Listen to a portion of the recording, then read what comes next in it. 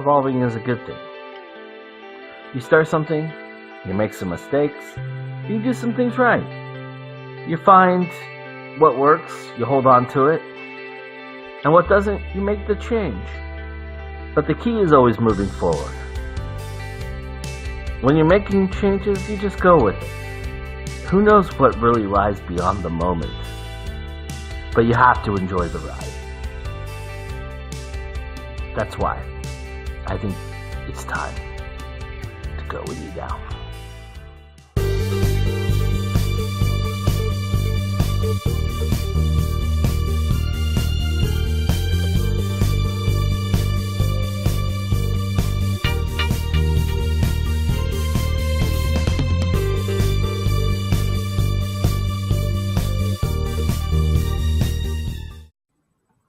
Hi, Indies. Welcome to another great episode of our show. I'm glad you're watching, and thank you for all the love and support you've shown the show. It means the world to me. You know, we're 4 episodes in, and I think we're finding our footing. Everything has tweaks and changes and evolves over time. And you'll notice a few subtle changes this month, like obviously right off the bat, our brand new logo shirt with the new color, the gray. Yeah. I got another one coming a little bit later. And my brand new interview recording chair, which my wife Shauna bought for me as an early anniversary gift. I love you, baby. Thank you so much.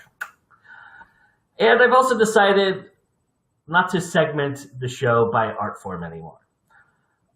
We're all indies here. And no matter what our art form or discipline is, and no matter how we contribute to being indie is all that matters to this show. That's why I also thought amidst the changes, it would be fitting to do a show featuring indies who've experienced evolving as indies and who, as being indies evolve, found multiple ways to contribute and help the indie world grow and foster.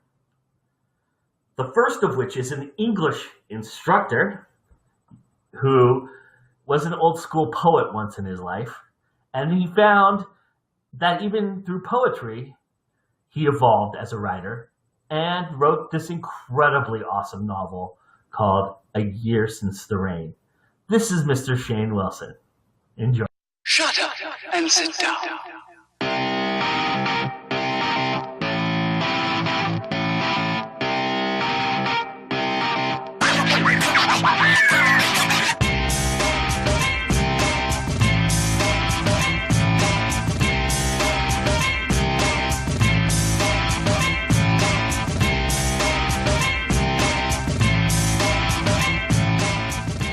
How did you get started in writing?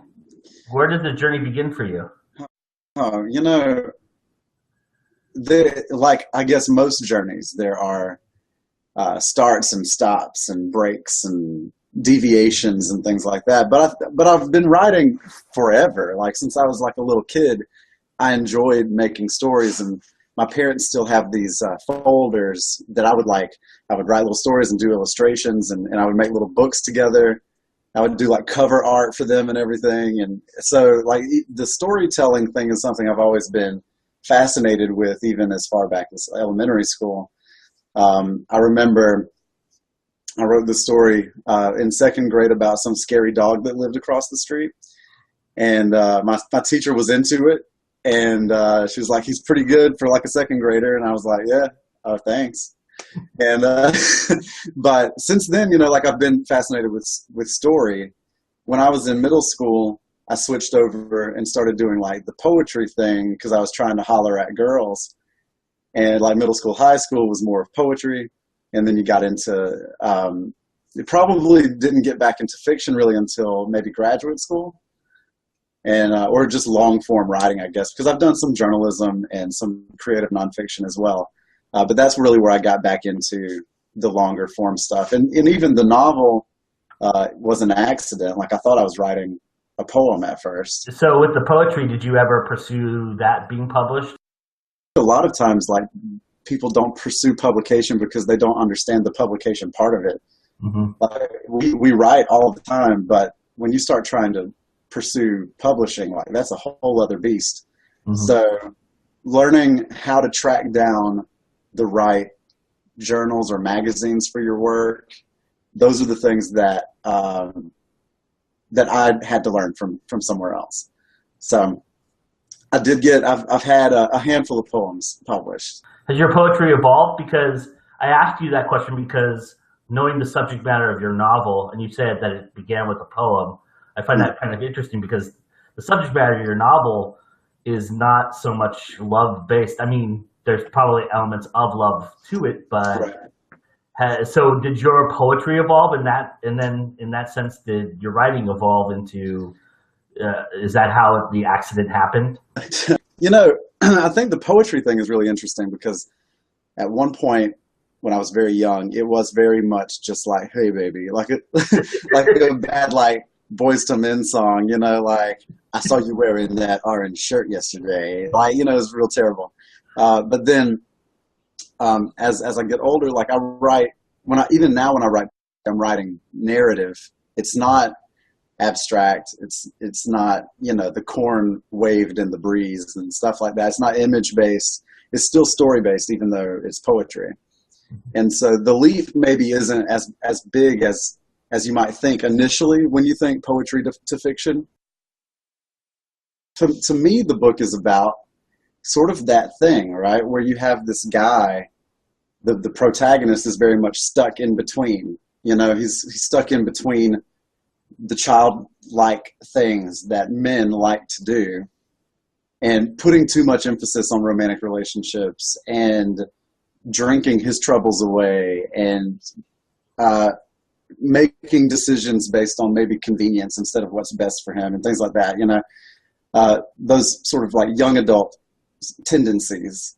Mm-hmm. And then looking forward as he evolves into, you know, an adult person most of the time, he has to start making more difficult decisions. He has to accept the responsibilities that are put out before him. And so I think that the book is about a guy that's in that moment of transition, right? Mm-hmm. And I think that if we're honest, I think a lot of times we need a little push sometimes to take that jump, right? To take the leap into complete responsibility and like doing the things you're supposed to do as an adult and all those things. And so the book is about the people that help him with that transition and how that transition happens. You're published through an indie press. Was that by design, or did you seek publication and they were the first to jump aboard? So the query process was a long one, as I think is typically the case. Mm-hmm. And I sort of had a hierarchy in my brain whenever I started. Like, I'm going to go this route first, and if that doesn't pan out, then I'll do this other stuff. So I started with pitching to agents, because, you know, again, like we said earlier, the publication journey is something that's very foreign to a lot of people. And for me, I didn't know any of that process really until I got like maybe halfway through the novel, and I thought, this may be something that I want to share with people. How can I get it out there? And so indie presses weren't even really on my radar at first, because I think in terms of the learning curve, you learn about a little bit of it at a time. Mm-hmm. So when you start researching publishing opportunities, the first thing that comes up are the traditional publishing houses. So you have to have an agent. And so that's where I started. And I got some really great feedback from some agents. Almost all of the agents I queried wanted the full manuscript. Like, they didn't just outright reject the pages, the initial pages. So I would send the full manuscript, and then eventually they would write back and they would say, it's well written, it's good, but I don't know how to sell it. And so that's, it's like the compliment sandwich, right? Like, it's like it felt really good because they liked it, but then like they didn't know how to sell it. And so then I started worrying. I'm like, okay, so I didn't write something that fit neatly into young adult or new adult or romance or sci-fi. And so I thought maybe it was a strike against me that I didn't write something that fit into a genre, like a marketable, buzzwordy sort of genre. Mm-hmm. But at the same time, well, I pitched for about a year before I found Snow Leopard, who would eventually publish it. I refused to shoehorn myself into one of these easily identifiable genres, right? Because I don't know that I believe that stories are supposed to be that easy to identify, mm-hmm. right? Like, I don't think experience is that easy to identify, right? And so I think that there can be elements of sci-fi and elements of all of these things sort of shoved into one book, right? And so I would write what I would call general fiction, but that's not an easy sell for a first time out of the gate writer, you know? Right. So after several months of getting very positive feedback, but like, we don't know how to sell your book, which happened several times actually, which was interesting. So I believed I had something. I just thought I had to find the right person that was willing to sort of take a chance. You mentioned the query letter. How did you do research on how to write a good query letter? How did you evolve your query letter to, because obviously you did something right. Everything was, kind of working on all cylinders for you at that point. Yeah, so I went to a lot of writers' conferences and sat in on a lot of sessions about how to query and how to pitch and all of that. But then, honestly, the most helpful thing was, and I'll never remember the website, but one of the like Publishers Weekly or Poets and Writers, one of those sites had essentially like a formula, right? Here's what goes in your first paragraph. Here's what goes in your second paragraph. Here's what goes in your third paragraph. If it's longer than a page, then you did it wrong.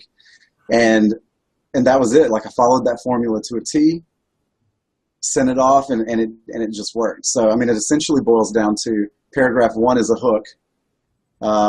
So like the one sentence version of the book. Paragraph 2 is the lengthier synopsis, but still like you're just hitting the highlights. Paragraph 3 is your professional bio. So your publishing history is the really important part of that. And then you're out, and anything that you can say specifically about why you're pitching to that person or that entity also probably helps, because they like to know that you did a little research and you're not just like throwing out the net. So for those of us who are not graced with great grammar, what's one tip you can provide the masses? Because we're probably the majority over the minority of yourself. Right. I mean, even for me, so when I was writing, I wrote straight through one time. I went back and edited and rewrote another time.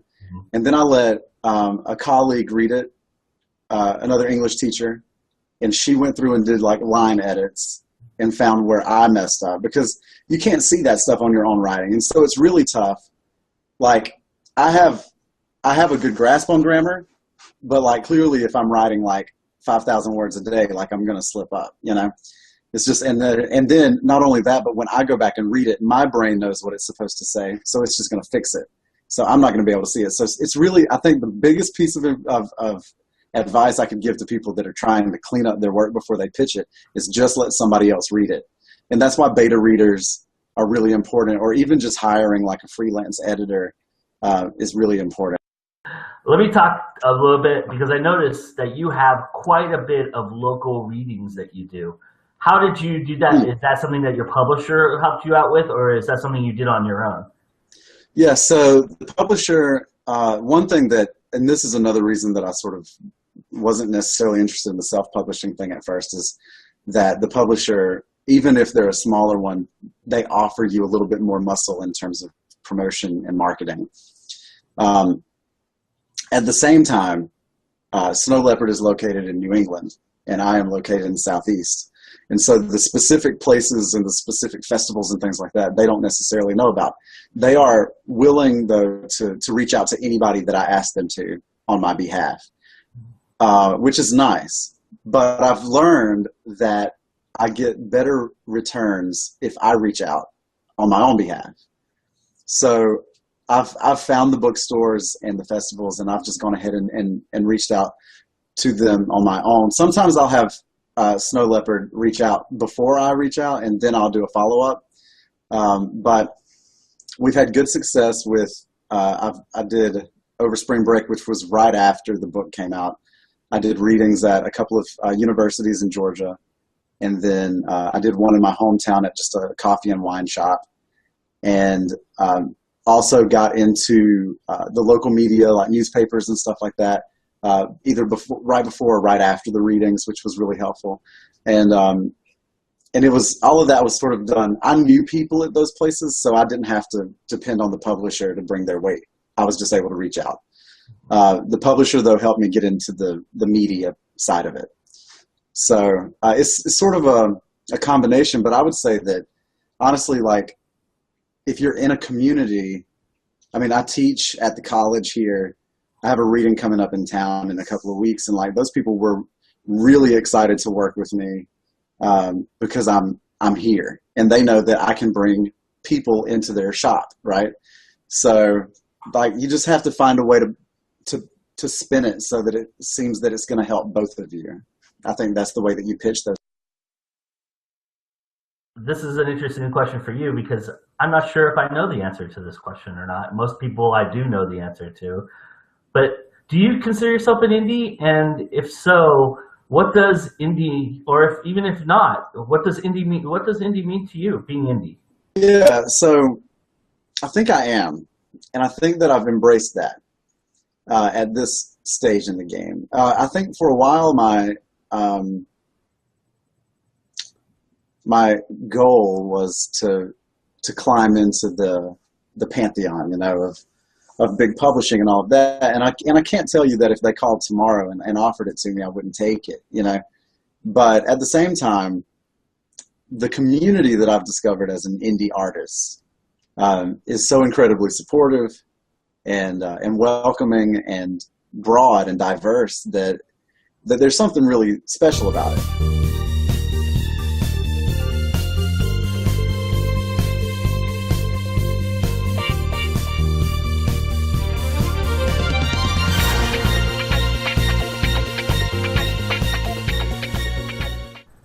I think Shane brought up a really good point at the end of that interview, and that's how he considered himself indie because he felt so embraced and loved by the community.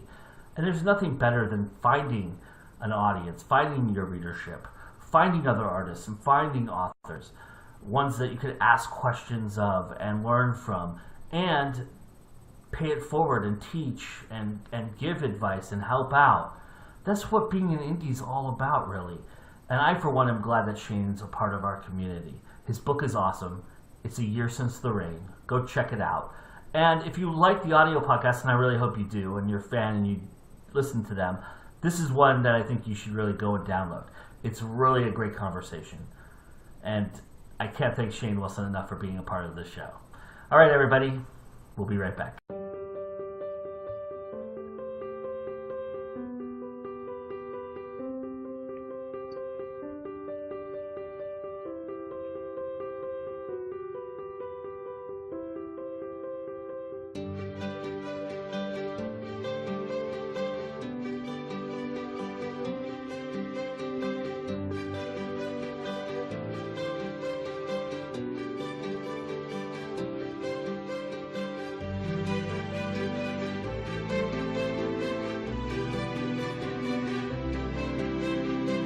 Halstead Publishing House promotes indie authors in its monthly magazine.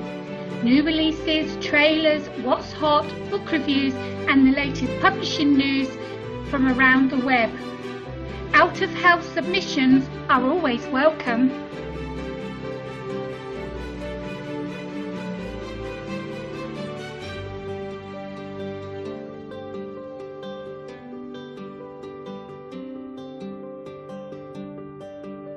Halstead Publishing House are looking for indie authors that have never had a novel published. The top 2 submissions will be voted on by the public. The winner will receive a publishing package worth over $500 US. Check the website for details.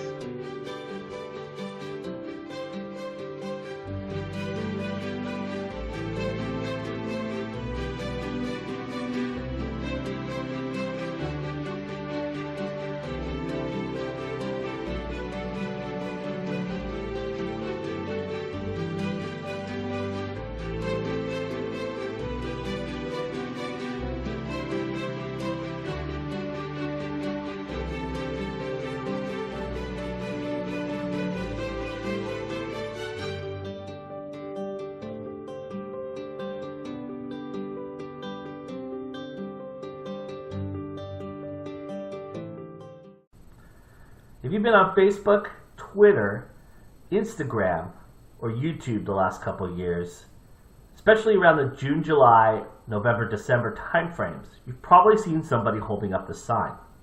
That somebody is an indie author. And what they're doing is promoting this movement, themselves, their books, their colleagues' books, by doing reviews, or just simply giving out a shout out, or talking about what they're currently reading while holding up this sign.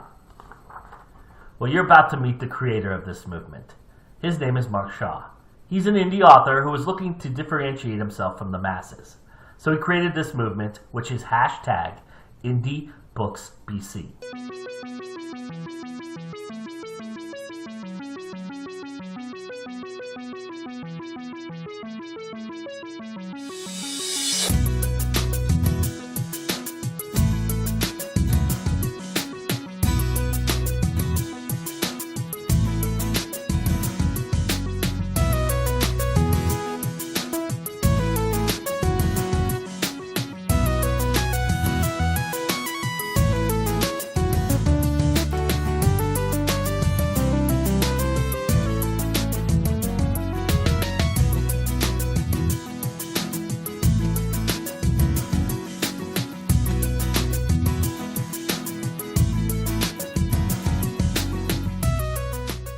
I want to talk about you personally and how you got started in writing.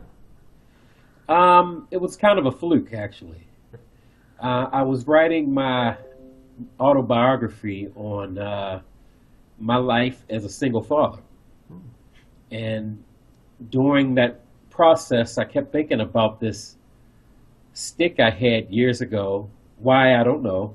I used to have this stick, and when I was younger, I used to pretend that it had had powers to it. I could control the wind with it during storms we had back in Baltimore. I guess I got it from watching the Ten Commandments. You know, Moses had the staff, so I found this stick that looked similar to that staff. And when I was a kid, I would put a little cape on and I'd go, and when we had the storms in Baltimore, I would go on the hill and pretend I could control the wind.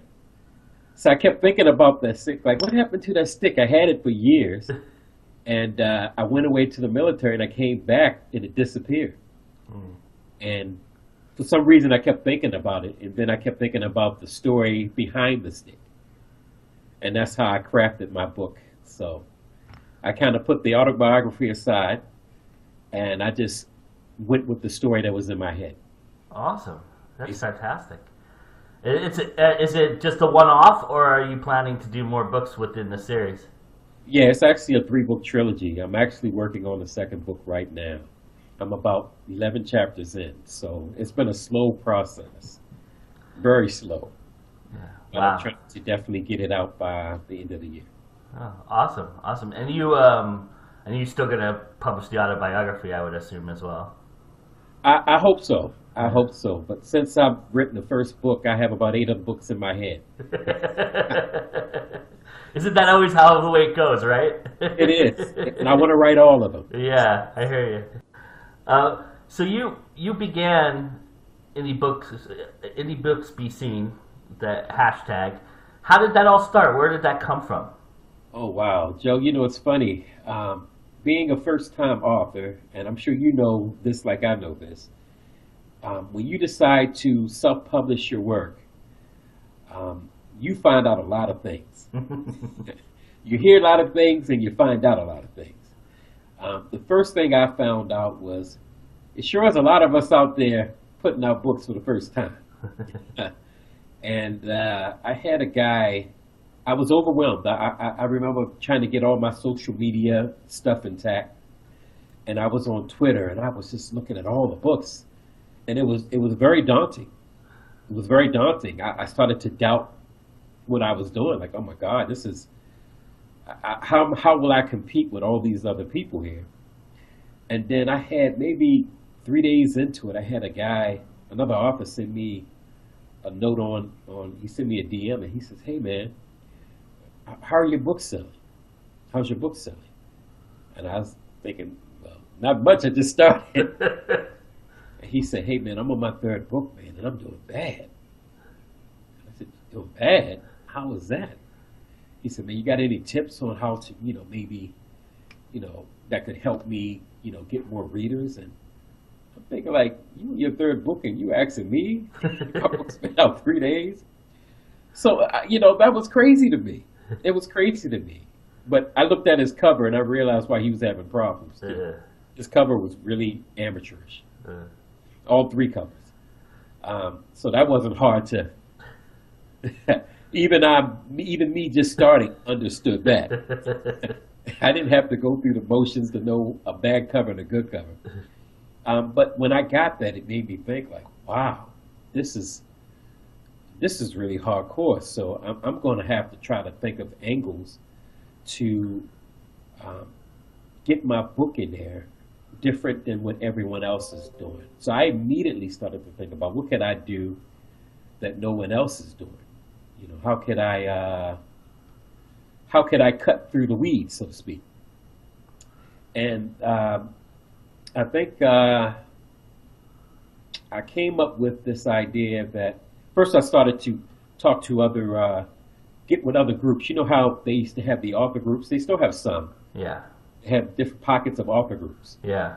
And I got with one group, and they were like a well-oiled machine. I got in, and I definitely didn't fit in because they blew me off. Any ideas I had, they blew me off. And I said, hey, I have this idea, so why don't we all get together, like have a day where we, our own day. Let's make our own day for indie authors. Let's hold up a picture, a poster or something of us holding our titles. And if we can get enough of us to do this and saturate social media, then maybe we can get people to notice us as one. And they blew me off. Wow.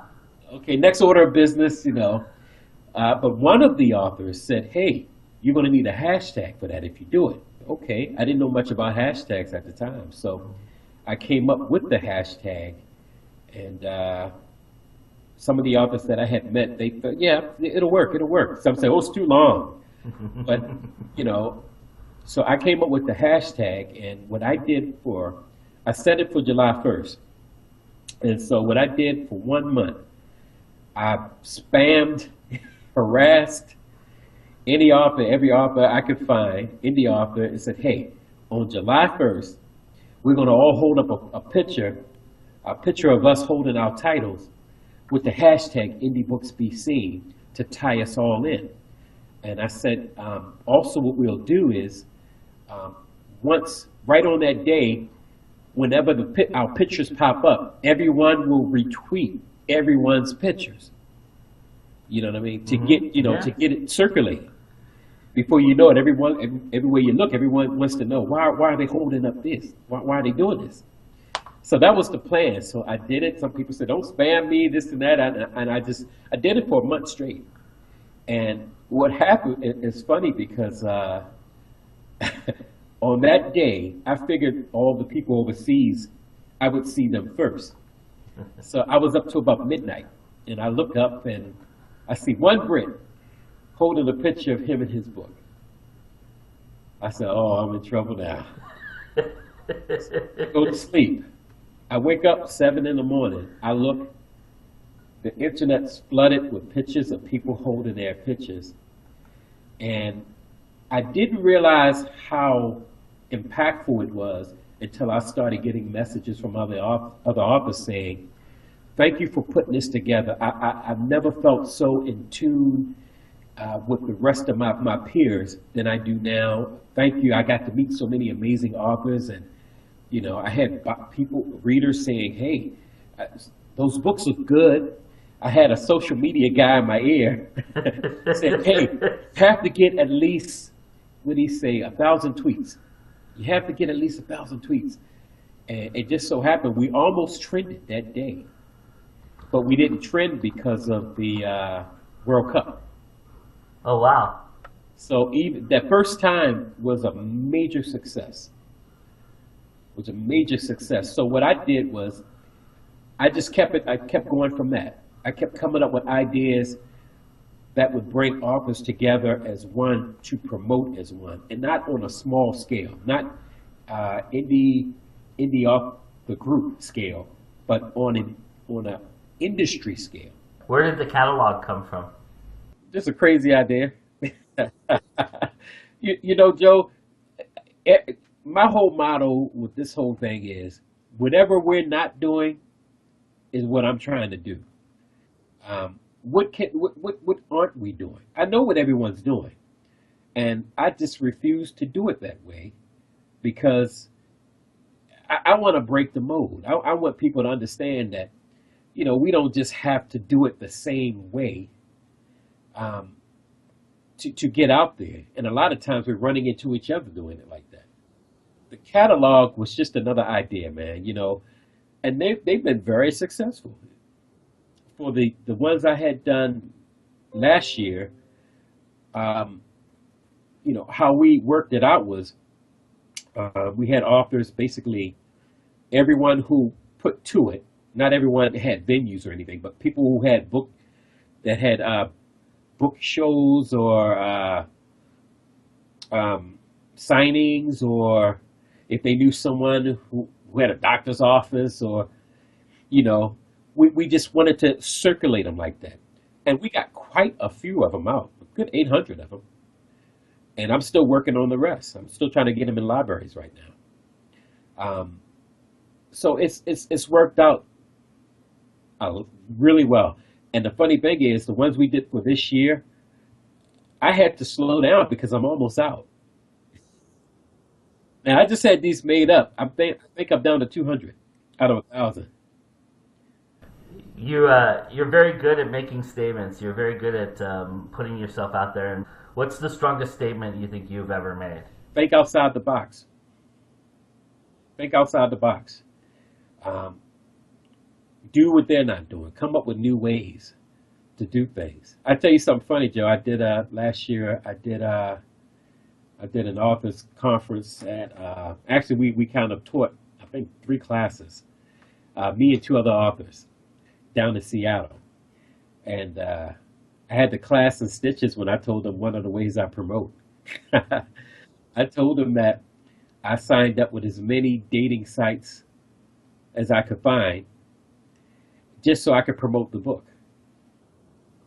You know, I said, it's not that I'm looking for love, but it's because I get an opportunity to post a picture of my book and talk about how I'm an author. My book is on Amazon. And you'd be surprised how many people have actually contacted me. Just, are you really an author? Tell me about your book. You'd be surprised. Because there's so much traffic that go through those sites.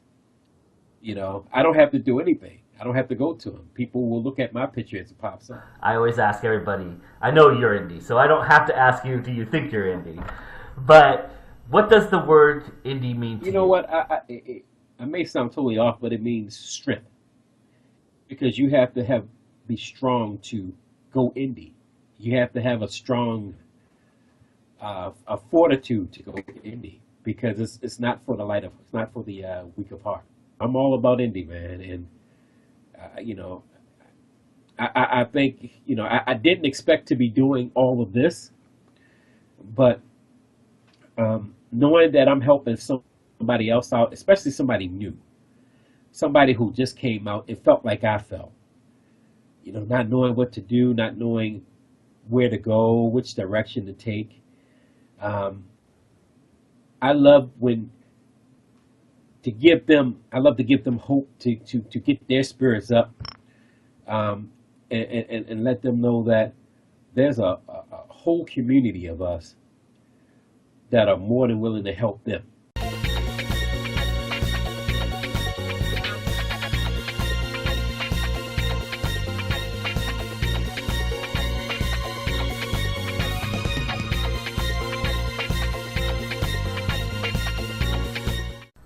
This is a great movement for all starting out indie authors. And it's a great time as well, because on July 1st is Indie Pride Day. We trended last year on Twitter with this, and we hope to do so again. Indie Pride Day is a day that is celebrating indie authors and indies alike. And it starts with this Indie Books BC. We'll be right back after this. Hi, my name is Christy Stratus. I'm the author of Anatomy of a Darkened Heart, and you're watching GoIndieNow.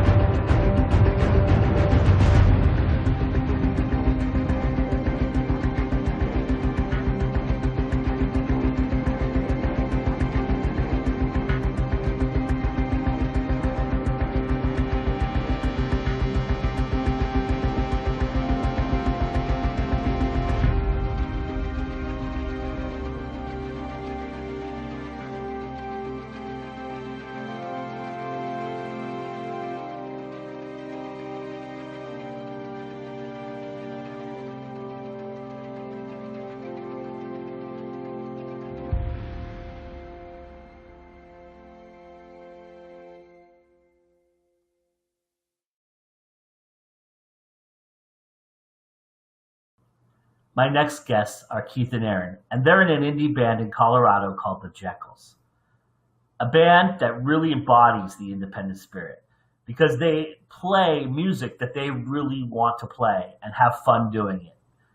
And it crosses all sorts of different genres and just has a great beat, and it's hard not to like the music that they play.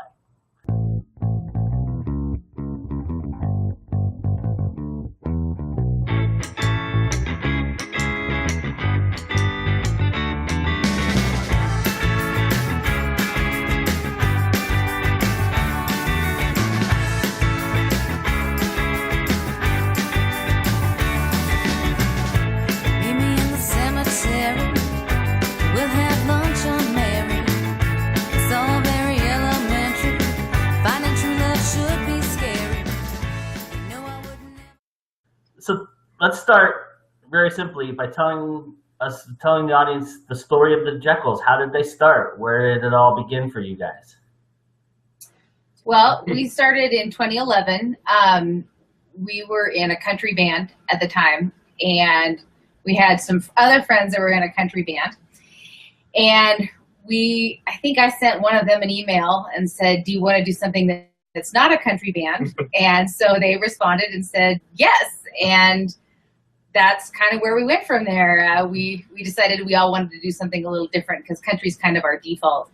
And so we have a lot of fun making the music that we make. We didn't record until the next year we got together, but because we were writing songs and just working on stuff and getting our stuff together.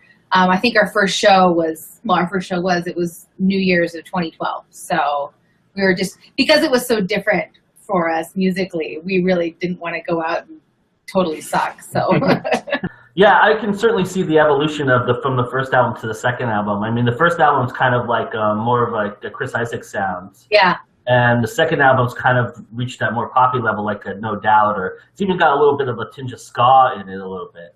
How did that evolution happen? Is it just trying new stuff? Yeah. Yeah, I think so. We knew with the first album that we were still going to have a hint of that country, just because it's hard to get away from that once you've been doing it as long as we've all been doing that. But then, yeah, with this second album, I think we really pushed ourselves, and it was really fun because it was not like anything any of us have ever made before. Our guitar player likes to joke that he just can't believe that he's playing anything that would be considered pop music, but he does such a good job of it. And how did you start musically, Keith? Were you always musically? Yeah, you need to tell. I was playing. I used to play in a couple different bands. I started playing music when I was probably 16, 17, and I started playing with my best friend at the time, and we started a band that didn't really do much. It was a heavy metal band, but then that band kind of broke up, and most of the members of that band started a band that actually was something that I made a living at for almost 10 years. It was a band called Five Iron Frenzy. Oh, sure. So yeah, I was the bass player for that band. So now the ska thing makes sense. Yes. Yeah. He gave himself away. Yes. But he was, so. But Aaron and I met right in Five Iron's last year before they broke up. They've reformed. They're back together, but I'm not part of that. But so Five Iron broke up in November of 2003. Mm-hmm. November of 2003, and we got married in the summer of 2004. Yeah. I did not Yoko that band. I just feel like I need to be. I did not. They were already broken up when I showed up. So. And Aaron, how did you begin? Where's your musical background there? So again, a lot of people have this story, but I started in church, and I grew up playing piano and being forced into piano lessons by my parents, which I now thank them for, obviously. But we grew up, and then I started playing and leading church services and stuff. And then we just decided after we got married that we wanted to start playing together. And so, yeah, I don't have any formal training singing. Just the only formal training I have is piano and bassoon, which really doesn't happen that much in pop music. So. Maybe you should start, Right? I know. I'm thinking maybe we're missing an opportunity. Our first bassoon band. Right? Yeah. Do you guys do you collaborate in writing songs, or is it an individual thing? How does the song, how do you guys approach making a song? So for the Jekylls, my personal favorite way to do that, when we started, I had written some songs that I had ideas. Like I had the lyrics and I had the chords, but then I didn't really have anything, it needed to be fleshed out. And so I brought it to the band and they fleshed it out, which is probably why the first album sounds more country, because that was, where I was coming from. But this last album, we really took a different turn. We tried writing a lot of music first, and then I would go back and write the lyrics afterwards. And for the Jekylls, it doesn't, we don't have any hard and fast rule for it, but I really like doing that way for that band, because our music is so fun and poppy, and it's really easy to add lyrics to that. What's the most surprising thing that's happened to you guys at a live show? Oh my gosh. Of course, that's a really good question. And of course, I'm drawing a blank. Yeah. Keith used to get shoes thrown at him at Five Iron, but that hasn't happened with us. Gosh. Oh, I have a good story. So a couple years ago, we played the same place we played our CD release, the legendary Lion's Lair. And we were on stage, and this gentleman who'd clearly spent his day drinking had stumbled in the front door, and we couldn't really see it because we were playing, but apparently he had smashed a bottle and was waving it at the patrons of the bar. Oh, wow. They They got him back outside. Everybody was fine. Nothing happened, but they got him back outside. And then about 5 minutes later, we look in the back of the bar and we just see the owner of the bar. As far as we can tell, he's just smacking somebody with something. We find out later that the guy had snuck back in the back door because it had been hot that day. And what they had done is they had taken a mop that had just been used to clean the floors of this, delightful dive bar. And they were basically mopping his face out the door. So he got mopped right out the door and did not come back. I'm pretty sure the cops came. But we just played right on through it. We accompanied it. So that was one of my favorite stories, was Mop Guy. There was no good reason to think that you'd really return the love I shared. And there was no good reason for me not to take care of this pain. And there was no good reason for me to let you get away. What does the word indie mean to you guys? So I think you kind of already hit on that a little bit, but I think it really just means doing it yourself. Like, I would call us indie because we don't have money, we don't have anybody backing us financially. We don't have the powerhouse of a marketing team and a record label and all those things. So we're literally, if you know about us, it's because we worked hard for you to know about us. And I think that's true for all indie bands. Anybody who's not backed by that label, they generally don't have that, power. It is full of really powerful tools that you can use to reach people, but and because of that, there's tons and tons of music out there that probably, before the internet wouldn't have been as easy to obtain. But I think also because of that, it's easy to be overwhelmed by how much music there is, and doing something that can make you stand out, or finding bands that stand out is difficult, more difficult because of that. But I think that's still a step in the right direction, as opposed to having, 4 labels that are gatekeepers that determine what everyone in the country gets to hear, Yeah. or everyone in the world even. Totally. How much time do you spend connecting to your audience and getting out there on social media? Have you just established something and you let it kind of become what it is, or are you guys actively out there seeking people and engaging your audience? Well, Keith has recently taken over our Twitter account, and that's been really helpful. He is in it to win it on Twitter. He finds people, he connects, and I think that's really important, is in just engagement.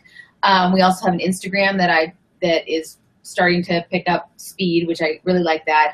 We used Facebook for a long time, and I'm going to refrain from my Facebook rant.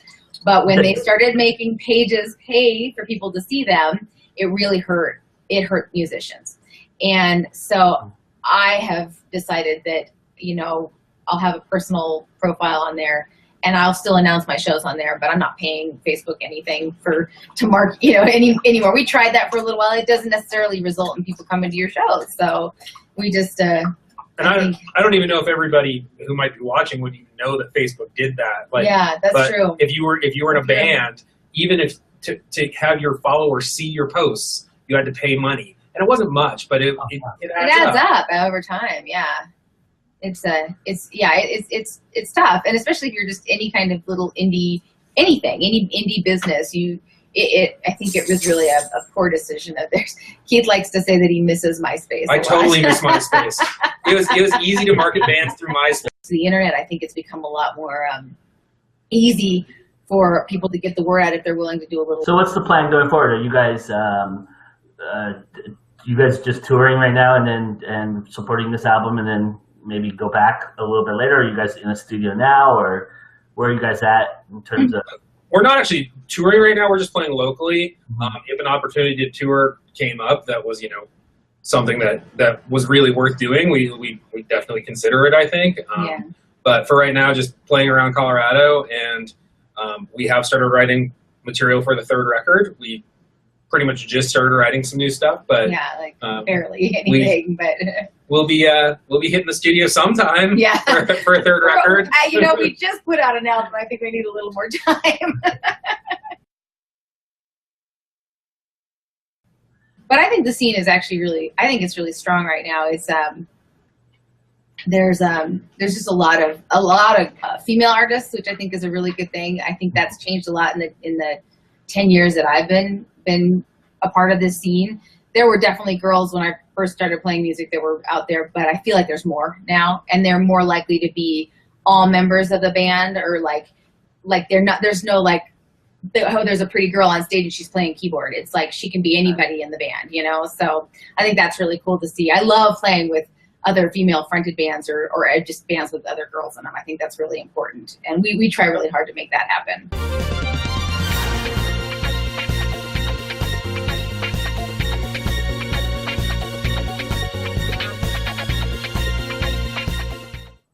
Great movies usually have a performance that comes out of nowhere and kind of hits you. A great character actor does that. Books have something similar with secondary characters that you kind of get attached to. Well, I believe that the Jekylls are going to become the music equivalent of that because their sounds are so unique, but they blend so many familiar tones and so many familiar genres and beats that there's something for everybody in their music, and that's just unheard of these days. And their craftsmanship and their musicianship is stellar. I mean, it's near flawless. It's just fantastic stuff. Definitely need to go check them out.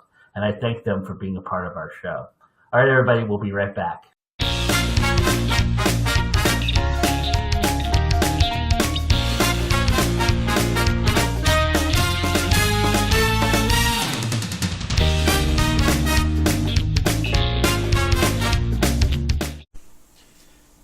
Hello everyone, my name is Okubo. I'm here with GoIndieNow. I'm the author of Love. I'm the author of Kaoru in Love's Shadow. I'm also the author of the newly released urban fantasy Memories. Today I'm here to bring you the nice 2-minute review of a book. Libby, Bride of Arizona by Linda Carroll Brad. Now you might be thinking, wait a minute, Bride of Arizona. This is from the Mail Order Bride series that she has, about 50 books around there. I only picked up this one, but if you want romance, if you want family building, you're gonna get this. You're gonna get that view of a woman that's come in as a mail order bride. You're gonna get that view of her background and how she makes her way into this family.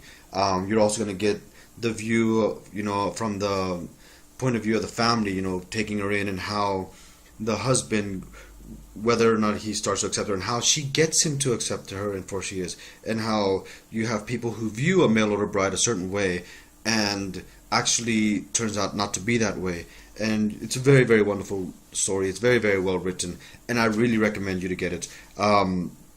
There's just so much into it. And for those of you who are thinking romance and that means sex, this has sensual stuff in it, but it's not going to be a full blown out erotica. It's not that. It's actually a very, very well written, very well thought out book, and I really recommend you to get it. That again is Libby, Bride of Arizona. It's by Linda Carroll Brad, and it's part of the American Mail Order Bride series, and she is an award-winning author. You can find her books on Amazon. Go ahead and check them out, and please enjoy this wonderful, wonderful book. Thank you. You guys have a good one. This is Okubo from Japan for GoIndieNow.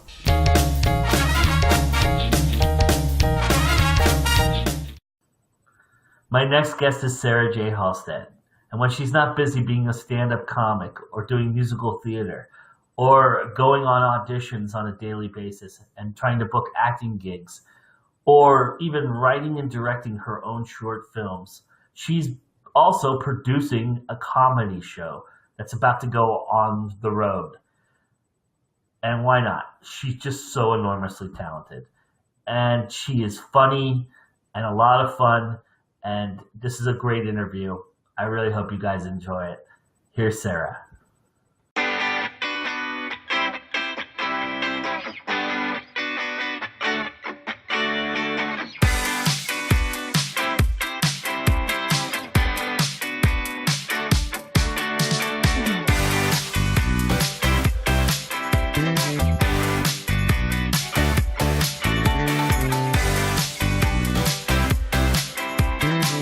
Tell me about your typical day.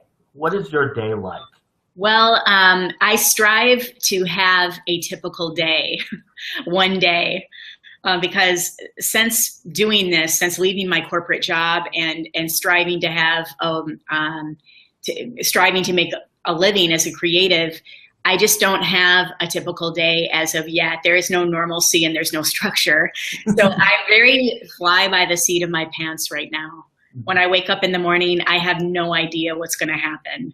If I'm not filming as an actor, getting a job somewhere, then I'm usually auditioning. And if I'm not filming or auditioning, I'm usually at a workshop or I'm writing. And then you mix in there your comedy from time to time. Oh, comedy, yes. That's a little bit more consistent with anything. I find it to be my new addiction. I like to go out and if I'm lucky, I'll have a comedy show booked somewhere. And if I'm not doing a comedy show, I like to do open mics. And I think that that's the only way you're going to really get better at comedy, is just being repetitive and the practice and trying out new material on a daily basis. And if it doesn't work, don't get attached, throw it away and try again. I'm an actor. I hear that LA needed more of those in this town. Desperate, out of work actors. But I've actually had some success. You may recognize me from Rihanna's "Bitch Better Have Your Money" video. Anybody see that video?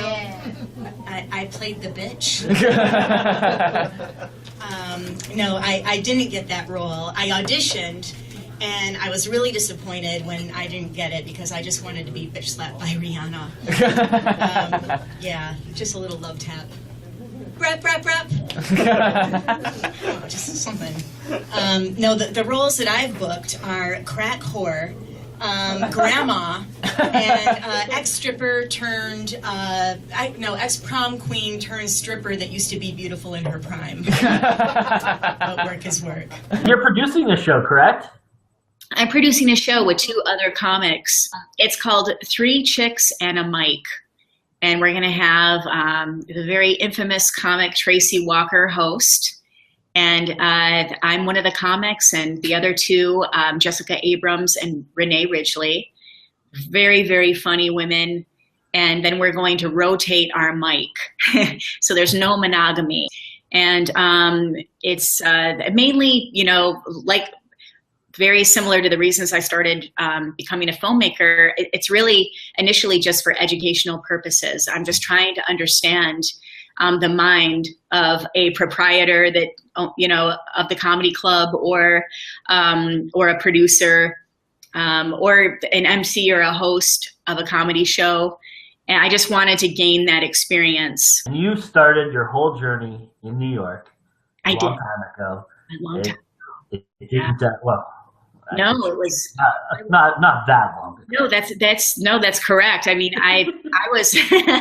It's funny. I was. I don't want to date you. That was not. No, my that's purpose. okay. No, I'm 43, and I'm proud to be 43.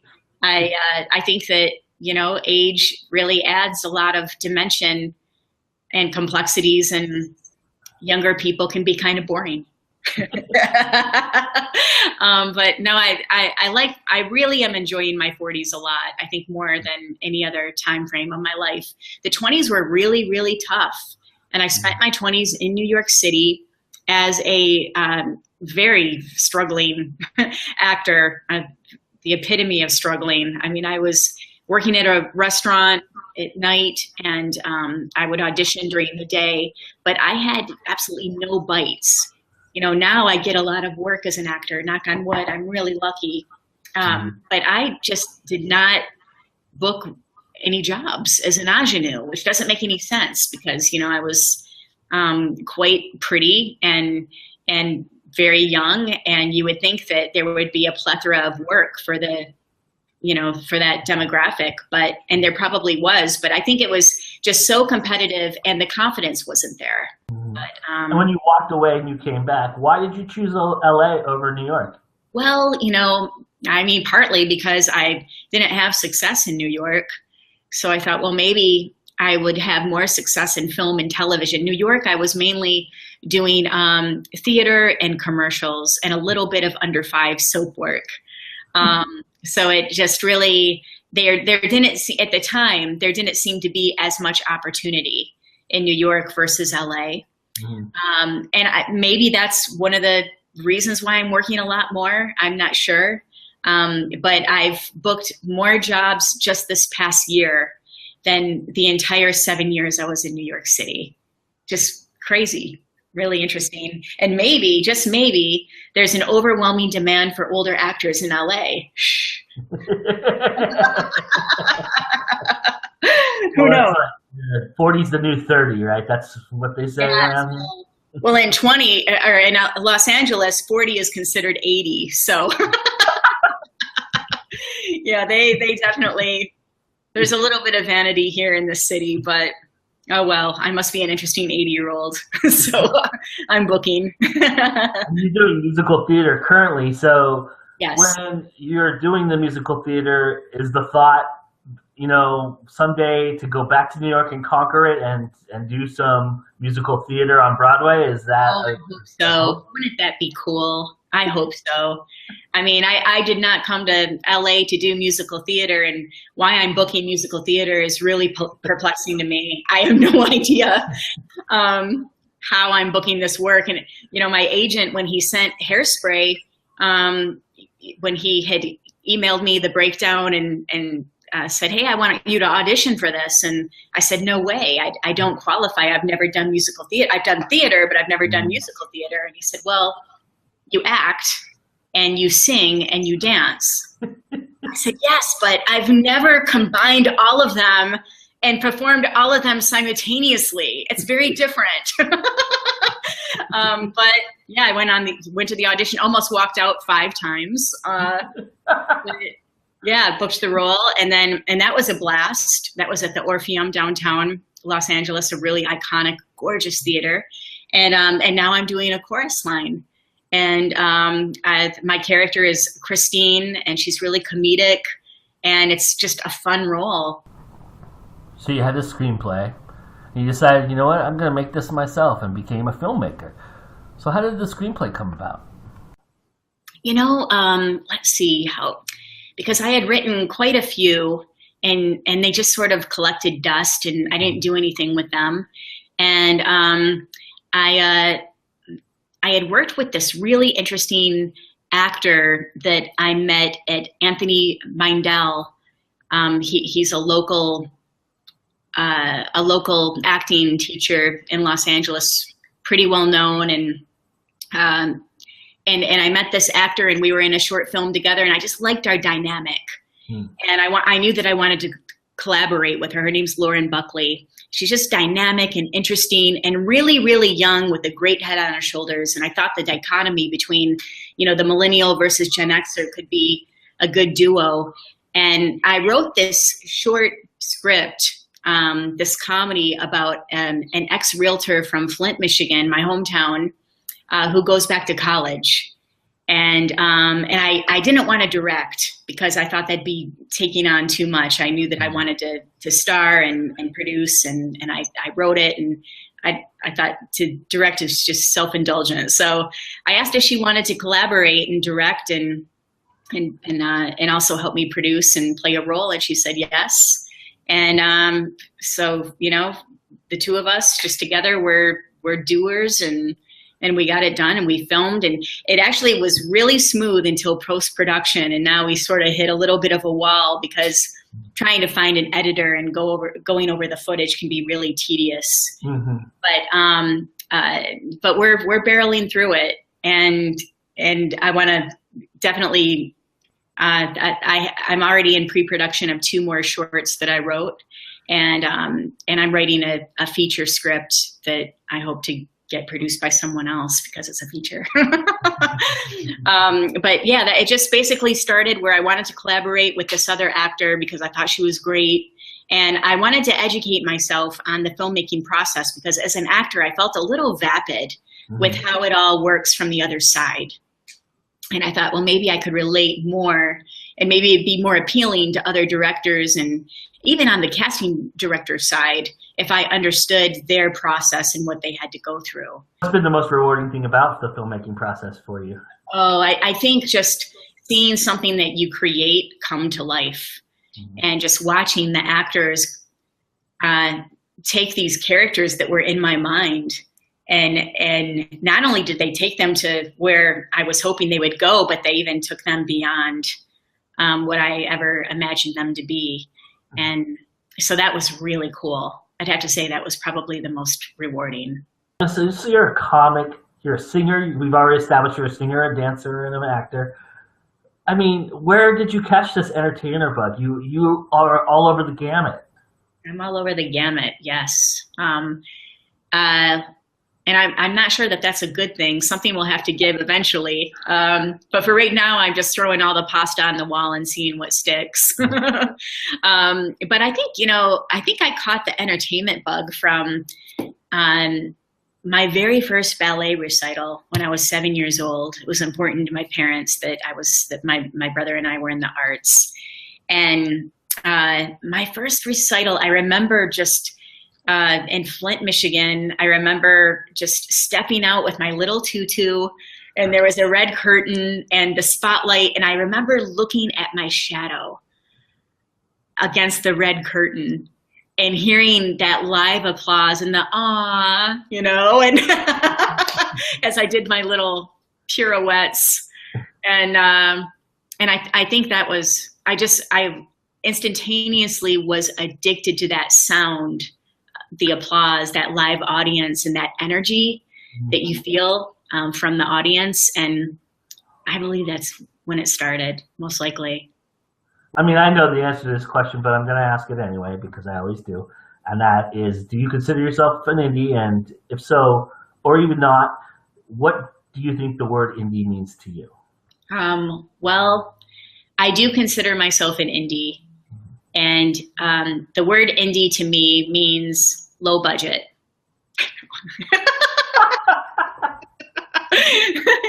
No, I mean, yes, it can mean low budget.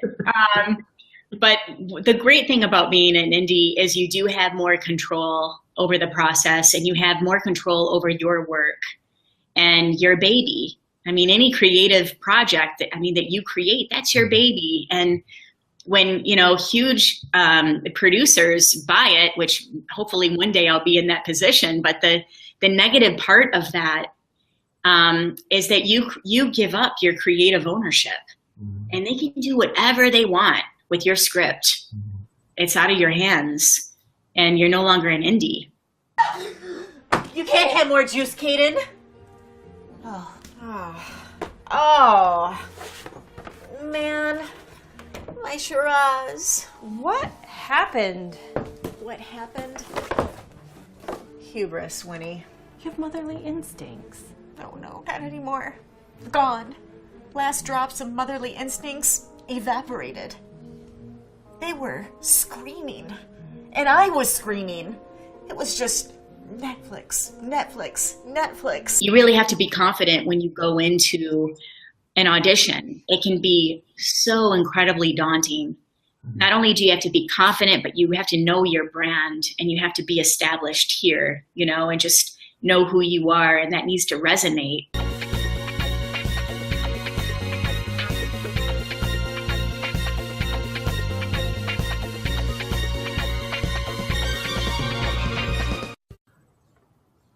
What Sarah does on a daily basis would cripple the average human. I mean, the time and effort and all the work she puts in, it's going to pay off eventually because she is super talented, and you're going to hear a lot about Sarah J. Halstead. I know for that for a fact. And it just goes to show you can find a place in life, and then all of a sudden things change and you have to adapt. But you always go back to that initial passion and that love for what you really, really want to do. And that's what you need to strive for as an indie. You need to go after what you love. Don't let anybody stop you from that. That's the most important lesson you can learn, especially when you're evolving and adapting and changing. And don't forget, everybody, July 1st, Indie Pride Day. I hope to see you all around social media on that day. And until then, we'll see you next month. Thanks, everybody.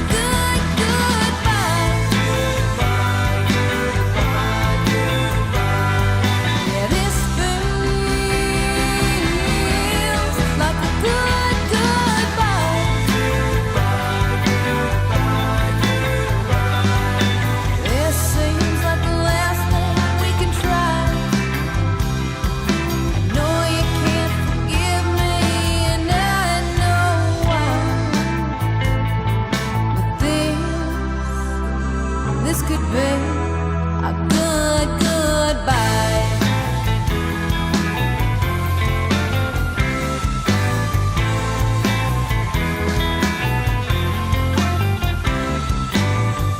Sick like a drunk, but I haven't touched a drop. I wanna make you stay, but I can't seem to make it stop. So let's take a moment, find a reason. We've kept going for so long. Let's say it's different times when we were still going strong. 'Cause this feels like a good goodbye. Yeah, this feels like a good goodbye.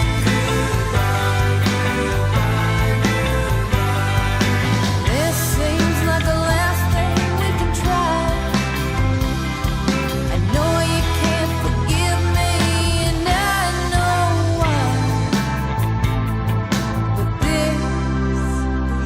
this could be a good goodbye.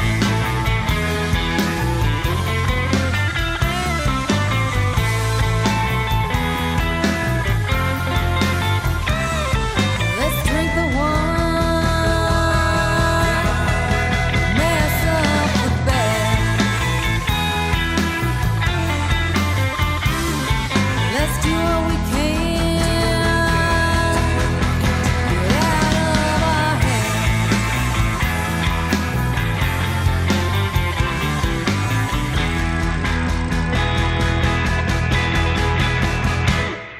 But this feels like a good goodbye.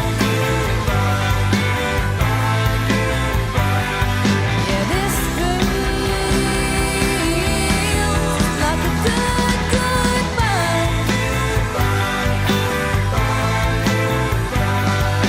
This seems like the last thing we can try. I know you can't forgive me, and I know why. This could be a good goodbye.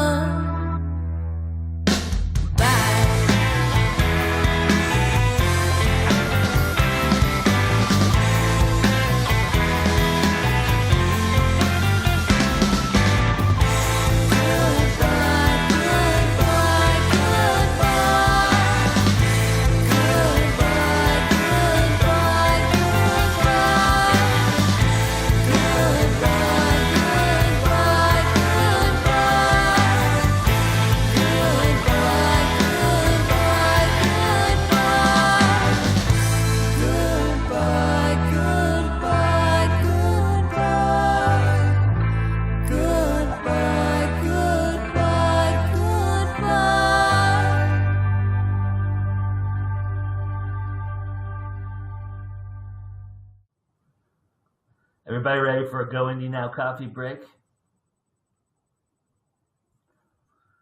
Well, it's coming soon.